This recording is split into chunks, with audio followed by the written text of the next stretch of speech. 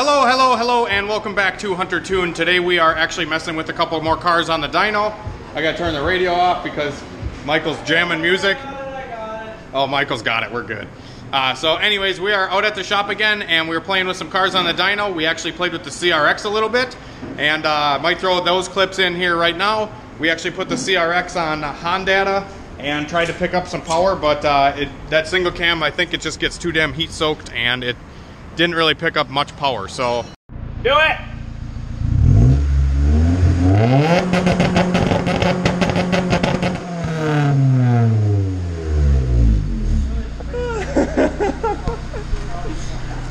We're tuning the CRX today.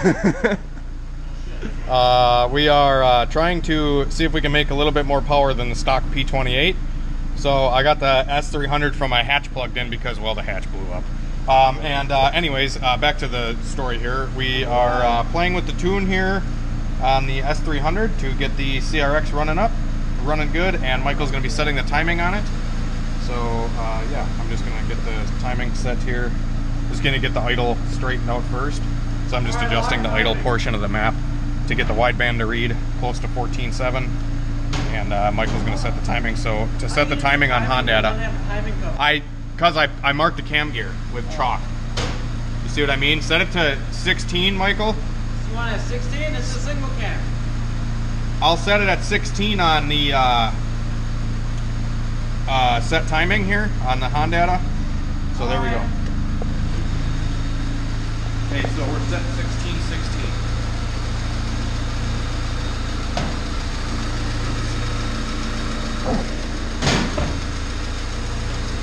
Wow, that's pretty fucking close. Ain't it? Yeah, it's 16, which is 4 degrees more than the single cam can be timed at. Yeah. We're going for all the power. I'm just kidding. It doesn't matter though. As long as it's synced. Yeah. True. And we're shooting the cam, we're not shooting the crank. Single cam. Well, the crank, most single cam cranks have 10, 12, 14, right? Or Yeah. 8, 10, 12 or something like that. 10, 12, 14. Yeah, and then B series are 12, 14 or 14, 16, 18. Yeah. But if you're shooting the cam up here and shooting for top dead center, you can do 16, 14, 12, whatever the fuck you want if your gun is set to whatever the Honda is set to. Right? Okay. Yeah. Does that make sense? So if we set 16 on the Honda and we set 16 to the gun, we shoot for top dead center of the motor. Yeah. So we can shoot the cam. That's why when you watch PFI and Booster Boys, you always see Jamie shooting the fucking cam. Or he shoots the cams. You know what I mean? It's easier to do that a lot of times because motherfuckers don't ever put a lower timing cover on, or the crank pulley is messed up or whatever, you know what I mean? So.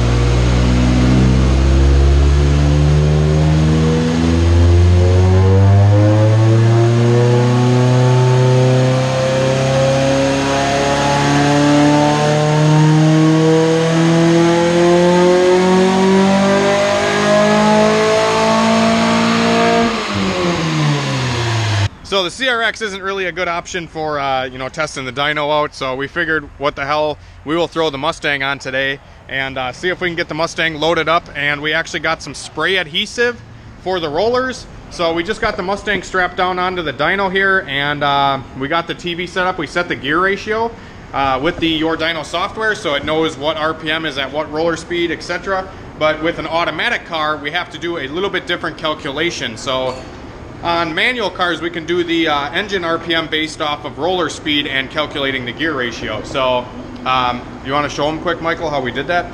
What? The gear ratio stuff? Yeah. So normally when we have a manual car on here, we can set the gear ratio to the dyno so it knows what roller speed equals what RPM of the motor. And we do that by going to the run screen here, and then we go to the RPM setup, and then we go to the engine RPM source, which is the tachometer, and we can set this at like 3,000 RPM, and then we bring the car up to 3,000 RPM in whatever gear we want to make the run in, and then we hit lock gear ratio once the car is at 3,000 in the gear that we're going to do the pull in, and then the dyno will know the engine RPM. So that's kind of how that is done. We already did it for the Mustang. We did it for all the cars we pull onto the dyno. It's super fast, super simple. I have a friend named Phil out on the other side of the country, or other side of the world. He's got the same Clayton dyno, same software and everything. He's been helping me out a lot, so I can't thank him enough. But we also made a plug-in for the dyno now, so we can read speed. We can read vehicle mile per hour now, so we have a speed option here, 0 to 150 mile an hour. And this will be good for doing like turbo automatic cars, because like the Mustang has a big torque converter. When it flashes up onto the converter, it will show a kind of like a big ski slope power curve because of the way the converter is, if it was done by RPM. That's why a lot of times Matt Happel from Sloppy Mechanics will dyno cars doing mile per hour based instead of RPM based. That way you can get a little better understanding of the power curve and get a better understanding of how the car is acting. So for automatic torque converter cars, it's best to run mile an hour on the dyno. So that's what we're going to do, and we're going to try to get a couple runs with the Mustang and see kind of how the mile per hour based works. Because when we do a run, I don't know if you can pull a run up, Michael, like just a run from any car. Do we have one up there still or no? Yeah, we should. So Michael's organizing his gauges right now. So, okay, so this is just a random run from earlier here, 97 horsepower CRX. And we can do, up here we have results versus RPM, we have results versus time, and we have results versus speed. So results versus speed is going to have, okay, so like this one right now is results versus RPM. And you can see on the bottom of the screen here, you can see on the bottom of the screen we have 2,000, 3,000, 4,000, all the way up to 8,000 RPM. And then we have torque on the right side, horsepower on the left, and plotted accordingly. So versus time is going to be how long the run took. So this run took 10 seconds. Speed is going to be how the power based on the vehicle speed. So this is how we're going to do the Mustangs to get more kind of proper power run out of it. And yeah, so we're just going to run the car here. It's probably going to spin because these are smooth rollers. So we did pick up some spray adhesive. This is just Super 77 multi-purpose adhesive, and we're going to see if this stuff works on the tire here to kind of sauce the tires and see if we can get the Mustang to bite for at least one pass on the dyno. So we're going to try it without it first. I know it's going to blow the tires off, but we're going to try it anyways and see where it goes from there. And we'll keep you along for the ride, I suppose. When are we going to put your four-door on here? Whatever you want. You know, how much power do those clutch wheels make? Oh, those clutch wheels? Yeah. Might reduce, honestly. Oh, okay. Those are pretty nice wheels too. Thank you. He's Heller flush. Is that what the kids call it nowadays? Heller flush. Helen Keller flush. Yeah, that makes you blind. Kella flush. T-Bags cars Kella flush. Kella flush. How do you like that? Yeah, that looks pretty neat, Michael. Okay, let's do a fucking run here, pups. Pop.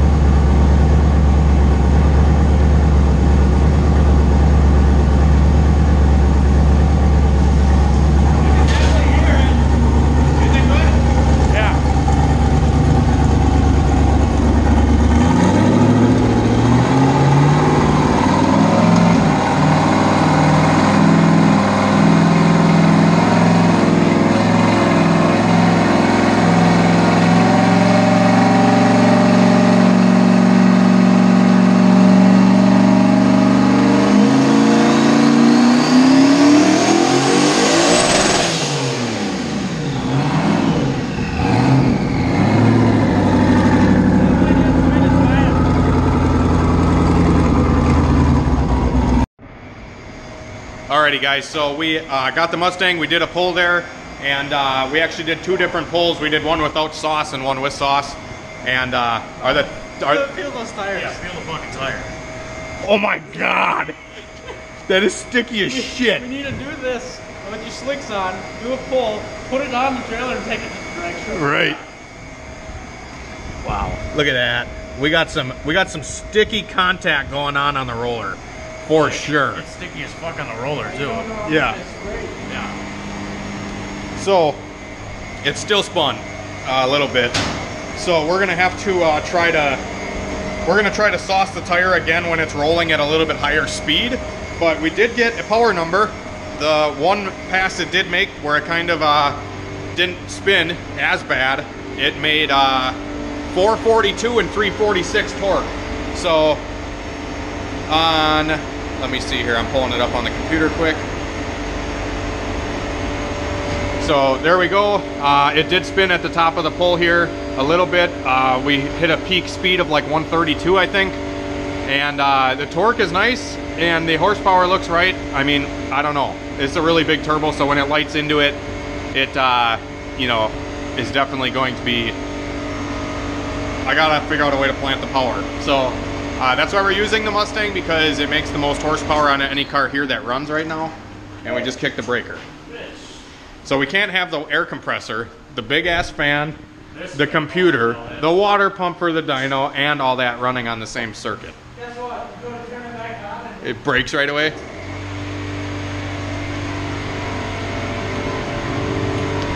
All right, we'll unplug the fan for a little bit here. So we got to restart the computer. But anyways, the Mustang did lay down 446 and 350 for torque. That sounds pretty accurate for 10 pounds of boost and a 1020 air fuel. we'll take this plate off and put a D-hook to D-hook strap, pull the back end down. What was that? Take this plate off, and we'll do a strap from the D-hook to the D-hook and pull it down. Oh, on the dyno itself? Yeah.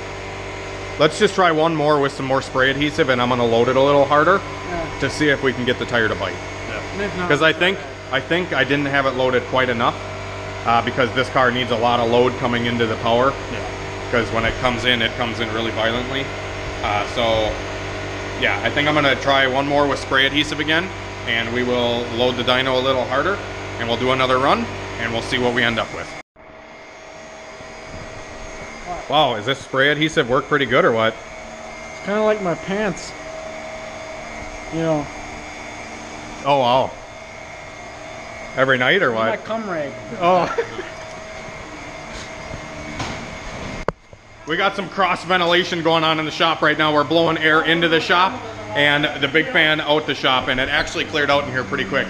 The Mustang is going to get the most fumey in the shop, I think, because it has the exhaust coming out the fender, literally blowing straight into the shop. So fumes with this car are a little bit up there, but won't be bad with the majority of shit, because a lot of stuff, rear wheel drive doesn't have the fender exit stuff, but Hondas don't we'll have see. the exhaust gas that your V8 does. Yeah, this has a lot more exhaust energy than a lot of Hondas do, so yeah. But we're still surviving, so. Alright guys, so we're making another pass with the Mustang. We're gonna see what it does.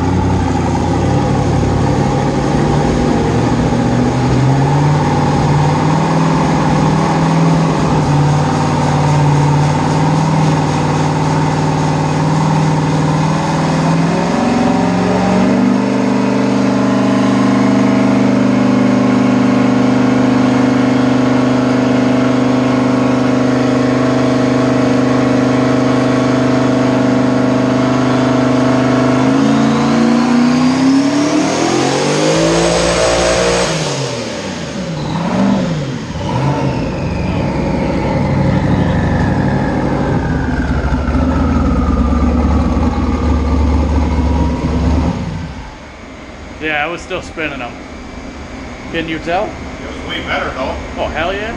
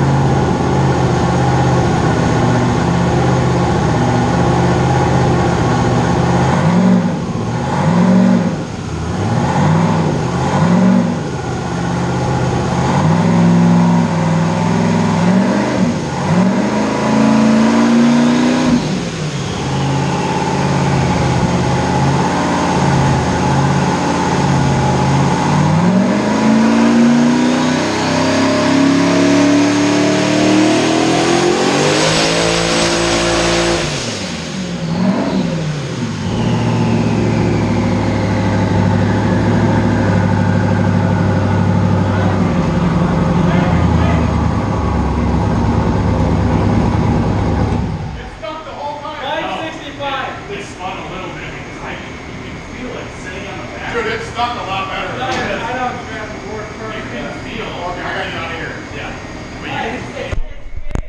Alrighty, guys. So Hunter turned the boost up, pulled a bunch of fuel. No, I didn't really turn the boost up. I just pulled like 7-8% fuel out of it. Right, Michael turned the boost up. So I pulled like 8% of fuel out of it because it was really low 10 air fuel, like 10.0, and it's only on 10 to 12 pounds of boost. It might be closer to 14, 10 to 14, somewhere in there for boost.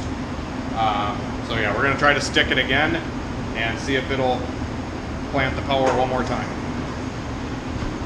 I'd like to see 600. Yeah. We put that strap there that goes across. They put a strap across the dyno here, tugging down on the back straps, so we have more pressure on the rear end to get the car to bite into the roller a little better. So yeah. Yeah. It's like right there. We got to get all the airflow for this pig. Alrighty, guys. So we got the Mustang on the dyno. We are tearing up the club with the Mustang, 567 horsepower. Yeah. So I think it will make more. It's just we got to get the tire to stick a little better. So we're trying to get the tire to stick. We got it a lot better with Christian sitting in the trunk and with some spray adhesive on the roller. Because I'm fat.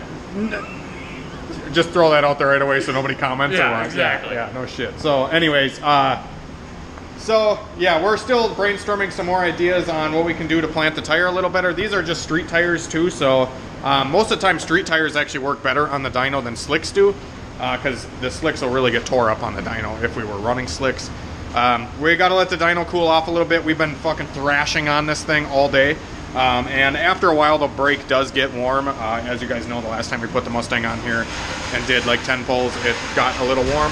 So we got a little vent catcher down there, so if it does get a little bit too hot, we got a little thing to catch the water. But yeah, we're loading up. I mean, it loads up really good. We made about 190 kPa of boost, which is like 12, 13 pounds, something like that. 12, 13, somewhere right in there. And that's like the lowest boost setting I can set this thing on. If we can figure out a way to get the tire planted a little better, I would like to turn this thing up and see like a 600 or 700 horsepower mark on this dyno. That is like my goal.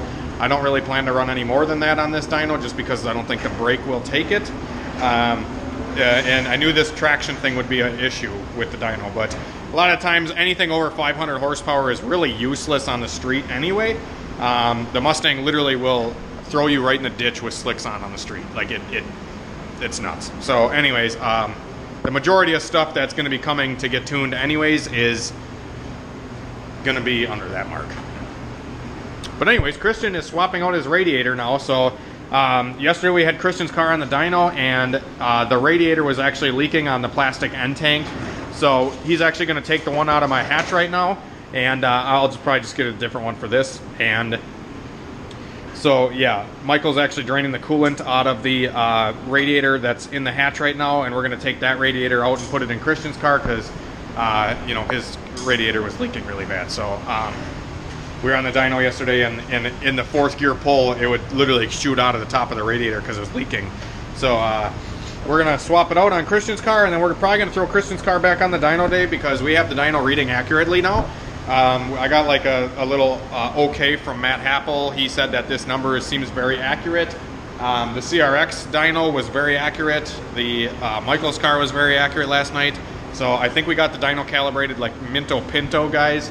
I think everything's working out really good. So we're just going to let everything cool off for a little while, and maybe one more tug on the Mustang, see if we can get it planted, and we'll work on Christian's car.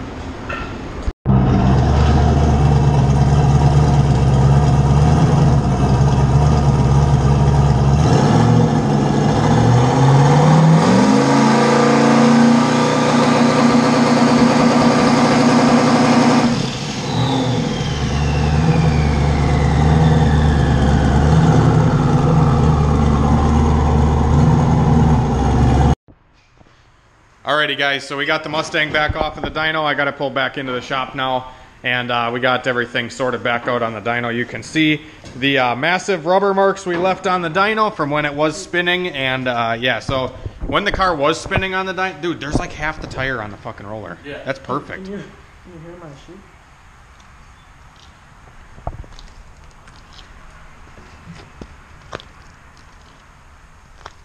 Sounds like that real sticky icky. Blueberry you yum want to talk yum. about this sticky icky? The blueberry yum yum. So anyways, the car was spinning at first, and then once we figured out rolling into the throttle and having Christian sit on the trunk with some spray adhesive, we ended up planting that over 600 horsepower. And how much torque was it? Like, hang on, we're pulling it up right now. Yeah, 520 foot-pounds of torque and 614 horsepower. That is nuts. Yeah. So those are the two runs that the tire actually stuck. The first run, it was like a 10-20 air fuel, and then I pulled like 8% of fuel out of it. It was like 11.0 to 11.20, and we ended up with that 600 mark. So, yeah, very awesome.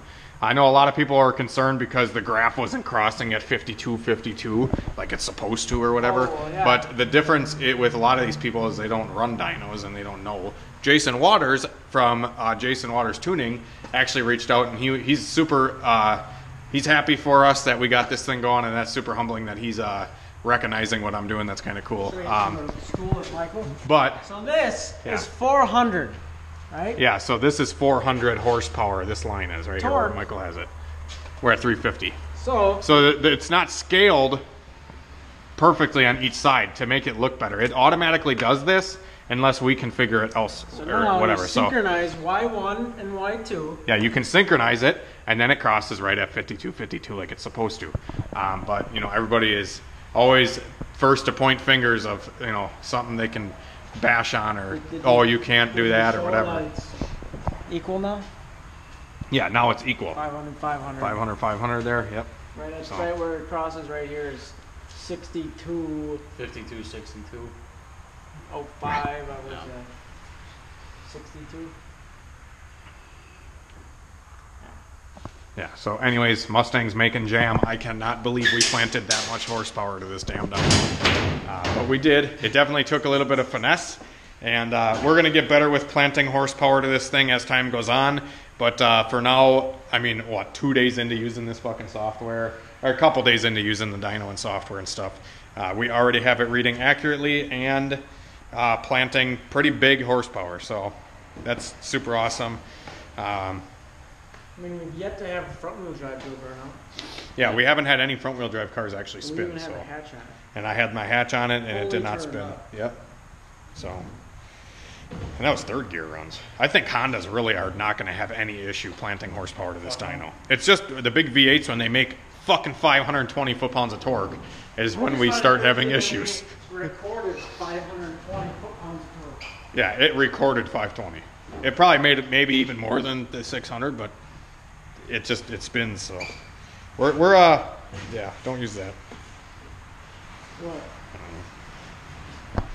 So anyways, those are some pretty nice rubber marks there, and we're going to try to think of some more techniques to be able to get the traction to the roller. The spray adhesive does help, and sitting in the trunk does help. Having a strap run across the two back straps helps. But, grooving the roller or knurling the roller somehow to, put some traction grooves into it is the best way to do this. But, we'll see as time goes on what we end up doing. And after a bunch of runs on the dyno, the water brake does get a little warm. So we have to have a overflow system set up on this thing somehow. We're going to have to figure that out as well, because the dyno does get a little bit hot after running that kind of power through it. So we've had to cool it down quite a few times today already. So, but anyways, I'm going to run home, get some food and stuff, and we'll come back in the next video. We're going to be playing with Christian's car and see how much power PVC pipe can take. So that'll be the next video for you guys to watch. And thanks for all the support lately, guys. I really appreciate it. If you And have a stock D16 diff, I'll pay shipping. what was that, Michael? If you have a stock D16 diff, I will pay shipping plus whatever you want for it. Yeah, he's Mine looking is for a fucked. differential for his Honda and it's a D16 trans. I think if you guys have transmissions, let Michael know, because he's looking for some D-Series stuff. He'll pay the shipping or whatever you guys want. If you have any D-Series parts. Yeah, let us know, because Michael is blowing through some shit, and Should we show them his differential is fucking screwed. So it's got a lot of play in it. And the end of because the gears themselves, the shaft that runs through the differential is like wallowed out. So like this is what it looks like. So it's junk, and he's got to get a different differential. So yeah, he's looking for a diff to hopefully get the car running maybe by next week. We'll see. But because otherwise shit like this happens. Is that true? No. Who wrote that? I have no idea, right? All right, guys, thanks for watching. Oh, is that the only reason you keep me around? Nope. Have a great night and a better tomorrow. We will see you later. And yeah, fucking peace out. People are really gonna think I'm gay in this video.